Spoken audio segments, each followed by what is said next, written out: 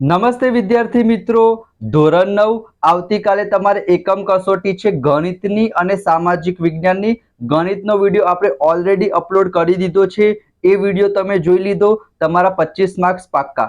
આજે આપણે જોવાના છે સામાજિક વિજ્ઞાન અને એના કરતા પણ ઇમ્પોર્ટન્ટ શું છે વિદ્યાર્થી મિત્રો, 20-25 દિવસ પછી તમારી પ્રથમ પરીક્ષા આવશે. તમે ગુજરાતની કોઈ પણ સ્કૂલમાં ભણતા હશો વિદ્યાર્થી મિત્રો, તમારા માટે સરસ મજાની મેં પ્લેલિસ્ટ બનાવેલી છે. ગુજરાતી, ગણિત, વિજ્ઞાન, સામાજિક વિજ્ઞાન દરેક ચેપ્ટરના વિભાગ વાઇઝ મોસ્ટ ઇમ્પોર્ટન્ટ પ્રશ્ન મેં તમારી સાથે શેર કર્યા છે. તમારા 50 માંથી મિનિમમ 45 માર્ક્સ આવશે. મહેનત કરશો પૂરેપૂરા માર્ક્સ આવશે. બધા જ વિડીયો વિદ્યાર્થી મિત્રો તમે જોઈ લેજો. અહીંયા તમે સ્ક્રીન ઉપર જોઈ શકો છો, આવતીકાલે એટલે કે 26 તારીખે વિદ્યાર્થી મિત્રો તમારે ગુરુવારે ગણિત અને સામાજિક વિજ્ઞાન 2 એકમ કસોટી હશે. સામાજિક વિજ્ઞાનમાં 3જું ચેપ્ટર, 4થું ચેપ્ટર અને 15મું ચેપ્ટર પૂછાશે. તો હેતુલક્ષી છે, 2 માર્ક્સના છે, 3 માર્ક્સના છે. બધા જ મોસ્ટ ઇમ્પોર્ટન્ટ પ્રશ્ન હું તમારી સાથે શેર કરું છું. તમારે શું કરવાનું છે વિદ્યાર્થી મિત્રો, તમારા સપોર્ટની જરૂર છે. તો પ્રથમ વખત આયા હોય તો વિડીયોને લાઈક કરી ચેનલને સબસ્ક્રાઇબ વિદ્યાર્થી મિત્રો જરૂર કરી દેજો.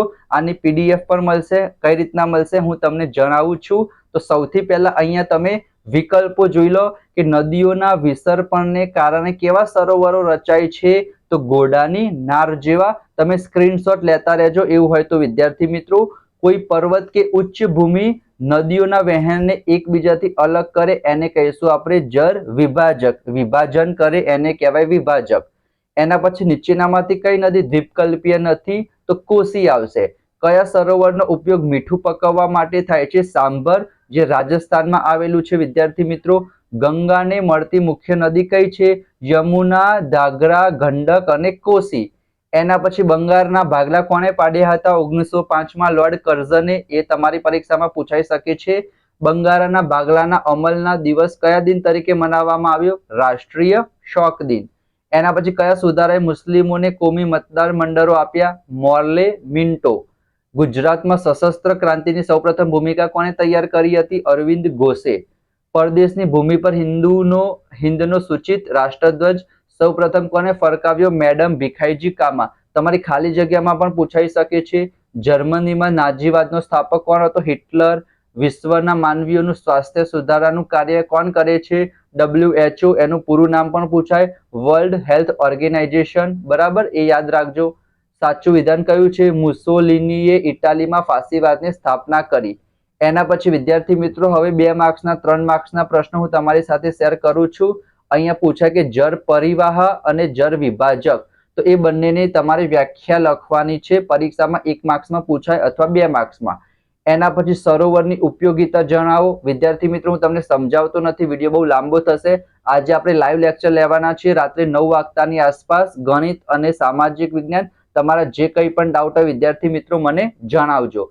એના પછી વિદ્યાર્થી મિત્રો એક વાક્યમાં પૂછાય કે દ્વિતીય વિશ્વયુદ્ધ થવા પાછળ કઈ સંધિ જવાબદાર હતી, તો કઈ આવશે, 1919માં થયેલી વર્સેલ્સની સંધિ. જર્મન સરમુખત્યાર કોણ હતો, હિટલર, એડોલ્ફ હિટલર. ઇટાલીનો સરમુખત્યાર કોણ હતો, બેનિટો મુસોલિની.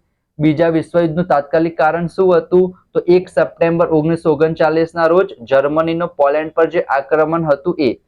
એના પછી UN સંયુક્ત રાષ્ટ્રનું મુખ્ય કાર્યાલય ક્યાં આવેલું છે, તો અમેરિકાના ન્યુયોર્ક શહેરમાં. ઠંડુ યુદ્ધ એટલે શું થશે, તો અહીંયા તમે સ્ક્રીનશોટ લઈ લેજો વિદ્યાર્થી મિત્રો.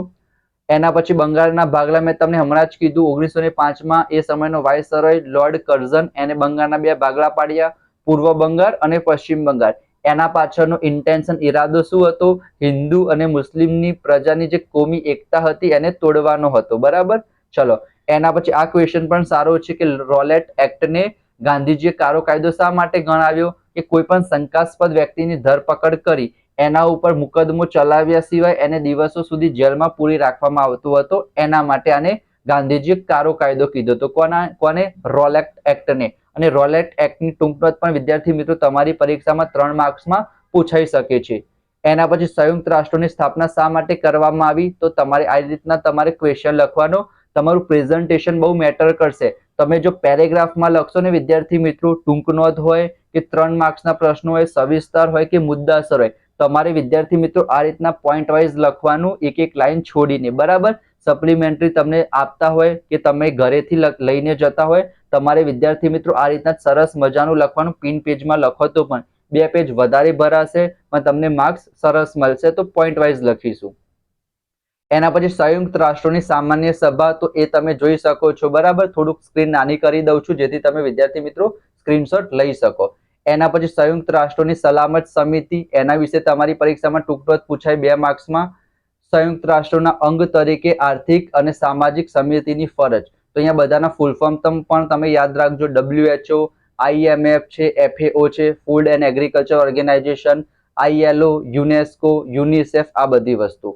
વૈશ્વિક મહામારીના ઉદ્ભવની અસરો જણાવો, એ તમે જોઈ શકો છો.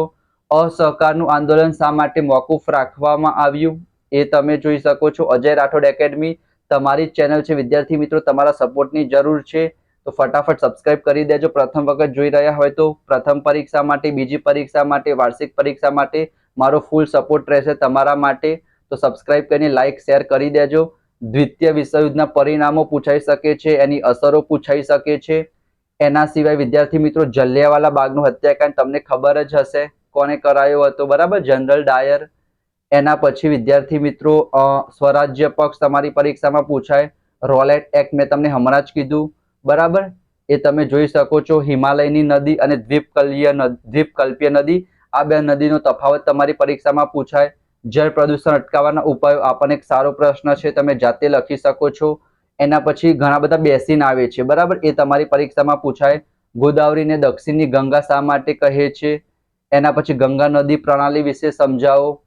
એના પછી નર્મદા બેસીન વિશે સમજાવો, મેં તમને હમણાં જ કીધું.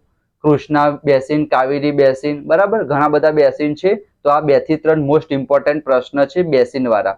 તો આના તમે સ્ક્રીનશોટ લઈ લેજો. રાત્રે આપણે લાઈવ થઈશું. કંઈ ના આવડતું હોય તો રાત્રે પૂછજો લાઈવ લેક્ચરમાં. સબસ્ક્રાઇબ કરીને નોટિફિકેશન ઓન કરી દો જેથી જ્યારે પણ હું રાત્રે લાઈવ થઉં તમારા મોબાઈલમાં નોટિફિકેશન આવી જાય. બરાબર? અઠવાડિયું 15 દિવસ મહેનત કરીશું જેથી પ્રથમ પરીક્ષામાં આપણે ખૂબ જ સારો સ્કોર કરી શકીએ.